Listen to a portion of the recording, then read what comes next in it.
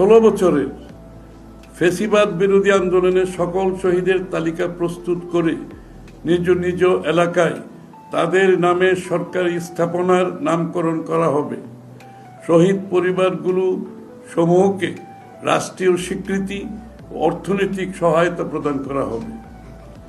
গণ অভ্যুত্থানে ও ফ্যাসিবাদ বিরোধী আন্দোলনে যেসব গণতন্ত্রকামী ব্যক্তি পঙ্গু হয়েছেন, চোখ হারিয়েছেন, তাদেরকে স্বীকৃতি, চাকুরির সহায়তা প্রদান করা হবে।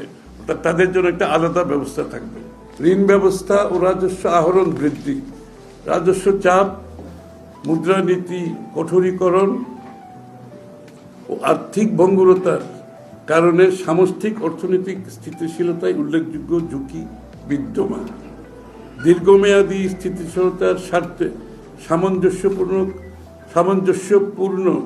রাজস্ব কৌশল প্রণয়ন, কাঠামোগত সংস্কার এবং প্রতিষ্ঠান শক্তিশালীকরণের মাধ্যমে অন্তর্ভুক্তিমূলক সমতাভিত্তিক টেকসই উন্নয়নের পথে গ্রহণ করা হবে।